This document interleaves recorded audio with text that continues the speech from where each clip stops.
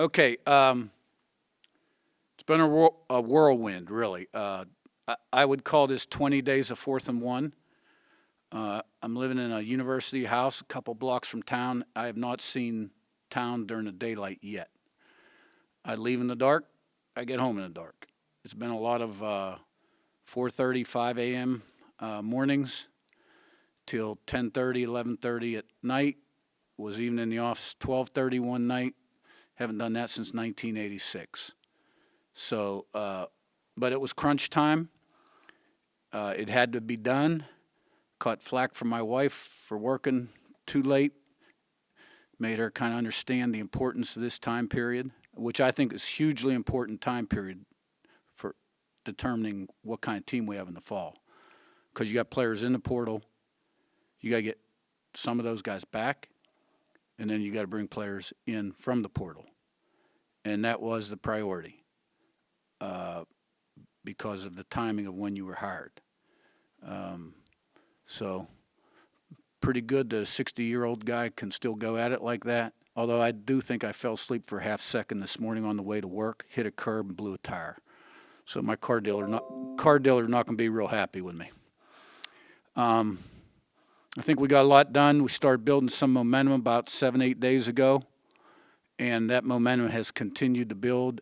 And I'm never pleased, but want to compliment the staff, everybody involved in the recruiting process inside the building at the university for their efforts. But this roster is going to look a lot different in January when the players come back. We signed 31 players. We're going to announce all but 7. 7 are playing in bowl games. They're all transfers. We'll announce them after their bowl game.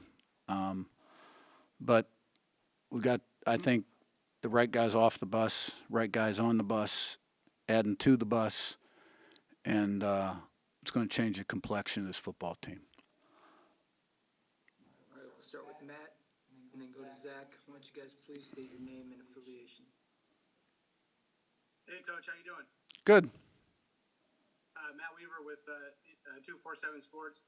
Wanted to ask you, you mentioned portal guys. You brought in Curtis Rourke from Ohio. You're a quarterback guy. What when you watched him, when you evaluated him, what stood out about him as a quarterback, and why did you feel comfortable bringing him in to possibly be your starter next year? Yeah, well, he'll compete for it, but he's got a body of work, and that's what I look for in a portal. I look for guys that have a body of work, guys that have started, played the entire season without getting injured, and have production. And multiple years of production is even better, because I firmly believe this. Like, there are some intangible qualities that it takes to be a starter and make it through a season. You got to be able to handle adversity, success, have consistency in performance. There's just some characteristics and traits. So I'd much rather have a guy that's put it on the field and has statistical numbers than a guy that's maybe second or third team at the number 1 team in the country and has great potential, but he was sitting behind 2 really good guys. I don't buy that. Good players find a way to get on the field. All right. Rourke was player of the year in the league. He knows how to play quarterback. It's very evident to me. Tom Brady knew how to play quarterback. Phillip Rivers, who I coached, knew how to play quarterback. And knowing how to play quarterback, it is a lot more than just having an arm and accuracy and making a few outstanding plays. A lot of their greatest plays go unnoticed. Guy gets in a jam on 1st and 10. He gets you back to 2nd and 10. He doesn't take a sack, doesn't fumble, doesn't throw an interception. But you're looking at a guy that's thrown almost 1,000 passes. He's completed 67%. Has like 55 career touchdown passes, about 13 interceptions, about 8,000 yards, right? Won 10 games and 9 games the last 2 years. He's 6'5", 231 pounds. And his brother was a quarterback before him, and he's in the league with the Jags. It really came down to him declaring for the NFL draft or coming here. And, right now, quarterbacks are attracted to us because when you take 4 different guys in 5 years, and they're all player of the year in the conference, and they all have different styles, they recognize you do a great job at developing quarterbacks. And that's a credit to Tino Sunseri, our quarterback coach, and Mike Shanahan, the offensive coordinator, and, I'm involved in that a little bit too. Zach and Mike.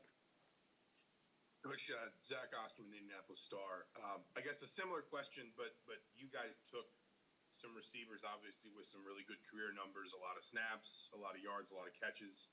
I guess between them and getting Donovan McCulley back in the fold, just how much was, maybe again, speaking to that idea of sort of proven production, not just potential, but guys that have kind of put it on the field, put it on tape, how important was that in this short space of time for you? Well, again, that's what I look for at all positions. So, I mean, I'm not trying to be tough to deal with, but I'm going to give you the same answer at every position. Those guys did it on the field over a number of years. There was a period of time it looked like we have to rebuild our entire receiving corps because McCauley was in the portal. A couple other guys had gone in. We had very low production returning. So we're dealing with a number of guys. Spent a lot of time looking at a lot of different guys. Those three guys really, I think, are our kind of guys. I was extremely excited when Donovan came back. We got the quarterback commitment. About 2 hours later, Donovan called me. That was a great day. I truly was not expecting that because the word on the street was Florida State. But I think I think a lot of the guys that went in the portal, a lot of them have reached out wanting to come back. I haven't taken them all back. I think they all feel the excitement and they all believe what's going to happen here. And I think Donovan saw that and being close to home too and having a brother here and the receiver development that, we've put in the record books speak for itself. I mean, we've had 2 1,000-yard receivers 2 of the last 3 years. And, we free guys up in the pass game. We're cutting edge offensively. And we're going to find ways to free him up. But he can make contested catches too. So we can take his game to another level. I know what he wants. But he's a team guy. And so I think it's great marriage.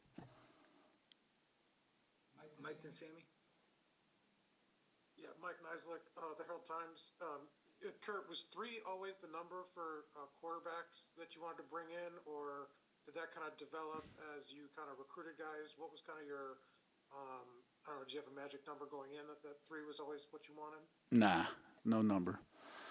I was looking for a guy who could come in and be the guy, compete to be the guy. Tavon Jackson has started games. I was excited to see how far Tino Sunseri could take him. All these quarterbacks, really, with the same guy tutoring them from day one till the end of the season, which they didn't have last year, right? And in our offense, which last year's offense was pretty fundamental and basic, fairly simple. I think ours will probably have a lot more pass concept volume and other things, which I think will put the defense in conflict more. Now we got to execute it. But definitely the emphasis was finding the quarterback. And, we thought he was a great candidate. Now he's got to come in and earn it because, Tyler Cherry's a great candidate. And guess what? He's going to be here for spring ball. And, I've had 2 freshmen here in my coaching career that were here for spring ball that were the quarterback in the fall. And they were newcomer of the year, and we had great seasons both years. But we also did not have another quarterback with the body of work that Curtis Rourke has. And Curtis Rourke knows how to play quarterback. And while he's got to do it, between the white lines at Indiana, I fully expect him to do it. I think he's going to be a great player for us. But, everything's earned, not given. Nobody's, promised anything. I do have guys, am I going to be able to do this, do that? Once in a while, a guy wants you to promise. What are you, nuts? I'm going to promise you something, so that goes around the locker room. Nobody has anything. Everything's earned. So that's how we run our program. You mentioned Tyler enrolling early. Do you know how many of your high school recruits are going to be able to enroll early yet? 6. 6. Thank you. Sammy and Mason? Excuse me. And Coach Sammy Jacobs from Hoosier Auto. What was the process like to reevaluate, re-recruit both the commits who were committed to the previous staff and then the players who went into the portal and are looking to come back? You know what I always do when I take this is my fourth head coaching job, and the first two were major rebuilds, and we won big year one, and I fully expect to win big this year. But the first thing I do the day before I get there is I have the previous staff rank the returning team 1 to 50. Every coach does his own rating. Somebody in the office blends the ratings together, comes up with an average. They put it on my desk. So the minute I walk in my office, that thing's sitting there, and this guy's the number 1 rated guy on the team. This guy's the number 50 rated guy on the team. So I get a good feel for the roster right there. Now, some of those guys are in the portal, some of them aren't, right? And then the next day, I interview the old staff, every one of them. I sit down 20 minutes to an hour. Okay, we talk. I respect those guys. I've been fired before as an assistant coach when I was young, right? It's part of the business. I get it. They aren't bad coaches. They're a lot of damn good coaches that were on that staff last year. Okay, but we talk about the kids. I'll make a few notes. So, I have a little bit more of a feel, not only for what they were ranked in the top 50, but is he a good teammate? Is he consistent? Does he work hard? Is he committed? Is he a pain in the ass, right? And so a lot of those guys in the portal that you don't get great reports about, it's easy nowadays. Guy goes in the portal, non-renew him. You don't have to call him in your office, have a talk with him, call his parents, explain the situation. They chose to leave the program, right? Some of the guys in the portal you're trying to retain.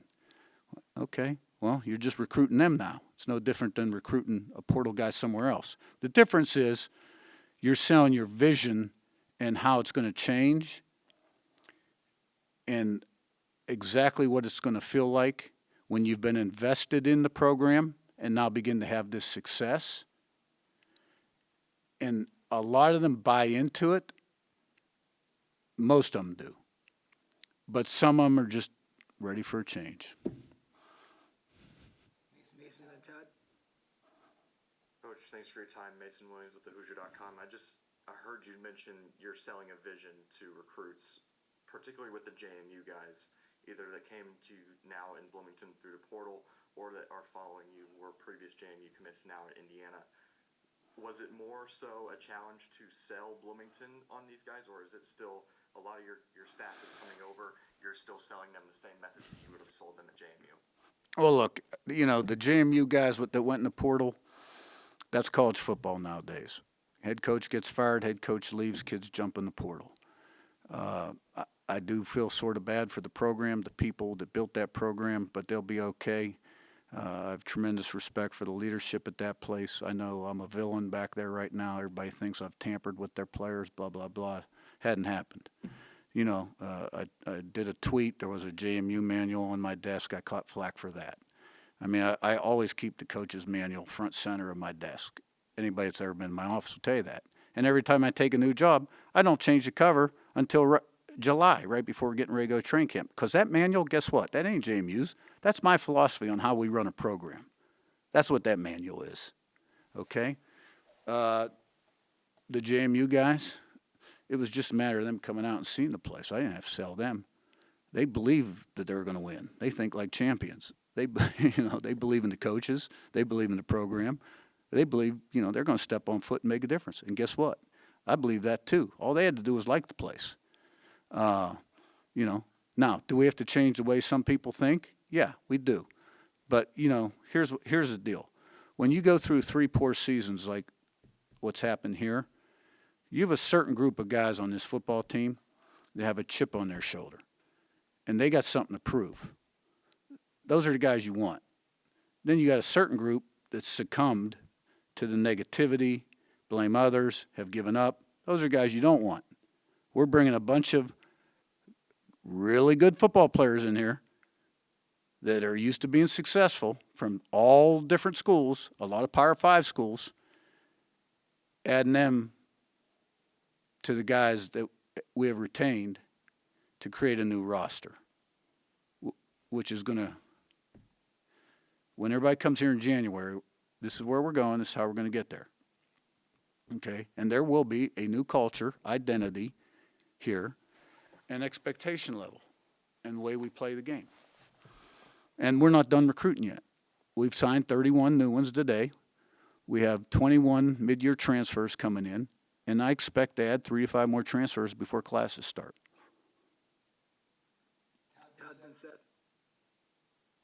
Hey, Curt, Todd Goldman with CNHI Indiana. When it comes to that culture you were just talking about, meshing the recruits you're getting and some of the guys you kept, where does that process start? I mean, when What do you mean? talk to I them, don't get the question. well, when you recruit them, how do you sell your vision of your culture? I mean, what's the Who are you talking about? The high school guys, the transfers? Who? all of the above? I mean, how do you? Is there a It's one pretty. size Yeah, fits it's pretty simple. I win. Google me. Seth and Rabby? Seth Tao with the Daily Hoosier. Curt, this is the first time we've talked to you since your introductory press conference a few weeks ago. Just, the staff that you put together, you said, back then you said you couldn't talk about them specifically because they were like recruits. Obviously now everything's official. Just wondering if you could take us through the process of how you assembled the staff you put together here. You brought some coaches with you from JMU. You brought some people in from outside. Just how did that all come together? It came together pretty fast. I brought a good nucleus from JMU. Part of my success has been because of the staff continuity. A guy like Brian Hayes has been with me 10 years, Mike Shanahan 9, my team's guy 6, my weight guy 5. Not always in the same position they're in today. I got guys on my staff that I hired for $6,000 10 years ago, and now they're coordinators, at the P5 level. So, they know how I am, how I run the program. They know how to manage me a little bit, some of my little moods. But you're looking to put the best staff together for Indiana. We brought some new coaches in that we're excited about. There's a lot of good coaches out there. Whoever you bring in that's new, you got to mold them a little bit into your way of doing things and how you do things. And, that's what's going on right now. Rabby and Jack? Hey, Coach, appreciate your time. Jeff Ravjohns. A lot of people have heard really good things about your offensive coordinator, Shanahan, and Tino Sunseri. What do you like about them, and what makes them successful running an offense, developing quarterbacks, developing receivers? They have a good mentor. No, I think Tino's an excellent quarterback coach. I've known him a long time. Worked with his dad twice as a GA in '83 and for Saban and for 3 years. My brother coached Tino in college. Tino was the quarterback at Pitt. Mike was a receiver. So they were really close. When Mike came to me and wanted to be the coordinator, I had made a change the COVID year. My initial reaction was I always believed that the quarterback guy needed to coordinate. But I had spent that whole COVID fall, because FCS didn't play that year. We played in the spring, right? I spent that whole COVID fall studying Alabama when Sarkisian was there with Matt Jones and those receivers. That was about, 3-4 years ago. I really liked what they were doing. I was looking for some new ideas in the pass game. And Tino was Sark's right-hand man. And so I knew Tino. Mike and Tino were really close. And being able to hire Tino kind of made that work. And Mike has really progressed, as a coach and a coordinator, and calls the plays. Every once in a while I'll have a recommendation. But I kind of run the offensive meetings and steer the offense. And part of that is, every year we have our offense, and then we figure out who our players are and then how we need to branch out from there. But more than anything else, I'm a head coach. And I got to make sure that offensively, because these young guys, they like to score a lot of points, you know what I'm saying? Hear their name on ESPN and read about how they're a candidate for the Nebraska job. Part of my job is to make sure that we're not taking unnecessary chances offensively, putting the defense in a hole, or getting the quarterback hit too much, and things like that. So, because the offense, defense, special teams all have to complement one another. Now, okay, you mentioned 2 of my coaches. I got 10 great coaches, and I got the best strength and conditioning coach in America. So people like offense, so, they hear about the quarterback coach and the, offensive coordinator. but I got a great line coach. I got a great defensive coordinator. But you know what? We'll see how great we are in the fall. I guess we won a lot of games at JMU, so we're great coaches. You know, at the end of the year, we'll see how great we are. But I expect us to be really good. Jack, and then we'll wrap with Daniel. Jack Ankeny with SI Indiana. Coach, I'm curious, the two quarterbacks that you've signed, Cherry and Mendoza in this class, just what were some of the skills or traits that attracted you to them that made you feel like they'd be a good fit here?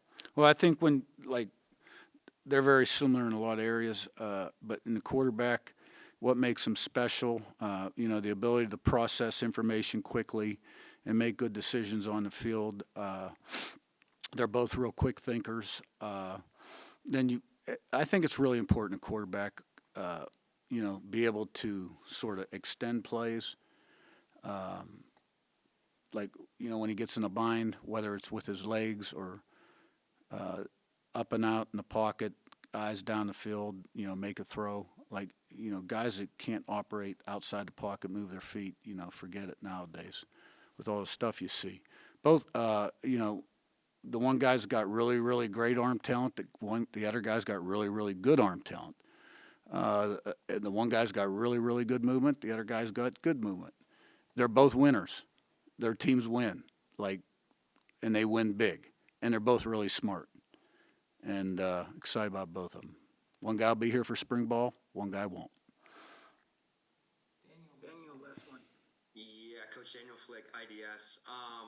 You mentioned some of the early mornings and late nights you've had so far on the job. Pretty simply, what drives you, and maybe what's the reason for your continued passion at this stage in your career? I knew in third grade I wanted to coach. Oldest kid. Dad went with Bobby Bowden to West Virginia. I was that guy that was on the sideline in the locker room listening to Bobby talk to the team at halftime. Always wanted to have a legacy as a head coach. And, what drives me is winning, to be honest with you. But we win the right way. And, I had a legacy at JMU, could have stayed there and won a lot of games. I think I'm one of the top winningest active coaches right now in college football. I think I'm in the top 7 if I'm not mistaken. I don't plan on that changing here at Indiana. And what really drives me these last 20 days is the time period that I was hired and what needed done with the signing date coming up. The number of guys we had in the portal, the number of guys we were going to have to replace, and because, I knew that these 20 days were going to play a big, big part in our success in the fall, and that we had to get it done. And I'll tell you what, we got some momentum going, and we have a lot of people to buy in. And, look, the administration here, they want football to win. So I probably have some things that the other coaches didn't, right? And they got a guy that knows what they're doing. So it's really pretty simple.